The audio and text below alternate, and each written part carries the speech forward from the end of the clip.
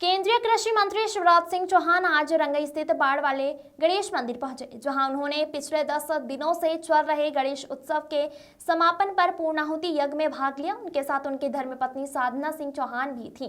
यहां पर उन्होंने मंदिर पर 8 क्विंटल पीतल जड़ित छत्र भगवान श्री गणेश को अर्पित की। भगवान की पूजा अर्चना करने के बाद उन्होंने भंडारे में अपने हाथों से प्रसादी वितरित की। इसके साथ साथ अन्य धार्मिक आयोजनों में भी सम्मिलित रहे। मीडिया से बात करते हुए शिवराज सिंह चौहान ने कहा कि भगवान गणेश से उन्होंने सभी लोगों के लिए सुख समृद्धि, अच्छे स्वास्थ्य, निरोगी काया की कामना की है। वहीं उन्होंने बताया कि सोयाबीन के जरिए किसानों को लाभ हो, इसके लिए एक निर्णय लिया गया है। उन्होंने बताया कि खाद्य तेल बाहर से ही आयात किया जाता था, जिस पर अब तक कोई शुल्क नहीं लगता था। सोयाबीन सहित अन्य खाद्य तेलों पर 20% आयात ड्यूटी और अन्य कर मिलाकर 27.5% टैक्स वसूला जाएगा, जिससे स्थानीय तेल उद्योग को लाभ होगा। सोयाबीन की डिमांड बढ़ेगी, जिससे किसानों को इसके अच्छे दाम भी मिलेंगे। इसके अलावा उन्होंने कहा कि यह रिफाइंड तेल के लिए भी आयात शुल्क में वृद्धि की गई है। प्याज के दाम किसानों को ठीक मिले, इसके लिए निर्यात शुल्क 40 घटकर 20 भेज दिए गए हैं। इस प्रकार से बासमती चावल के निर्यात पर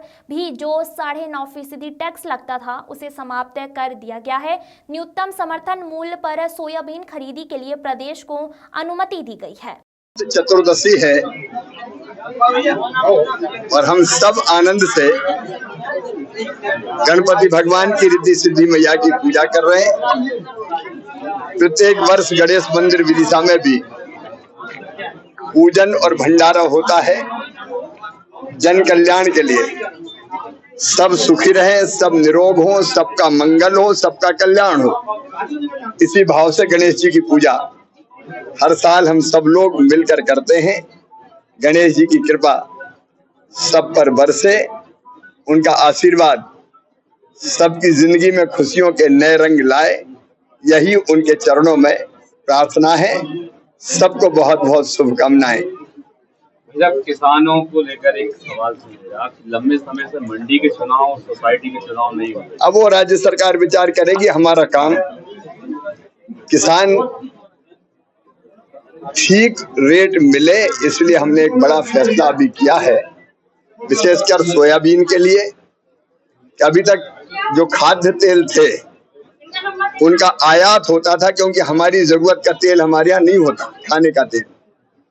उस आयात पर 0% इम्पोर्ट ड्यूटी थी और इसलिए बाहर से सस्ता खाद्य तेल आ रहा था और सोयाबीन के दाम गिर गए थे। अब हमने फैसला किया है कि सोयाबीन या बाकी कोई भी तेल जो विदेशों से आएगा उस पर 20% इम्पोर्ट ड्यूटी लगाई जाएगी और बाकी सेस मिला के ये 27.5% हो जाएगी। इससे स्थानीय जो उद्योग है उनका तेल बनाने का जो काम है वो थोड़ा सस्ता होगा, क्योंकि बाहर से सस्ता तेल नहीं आएगा।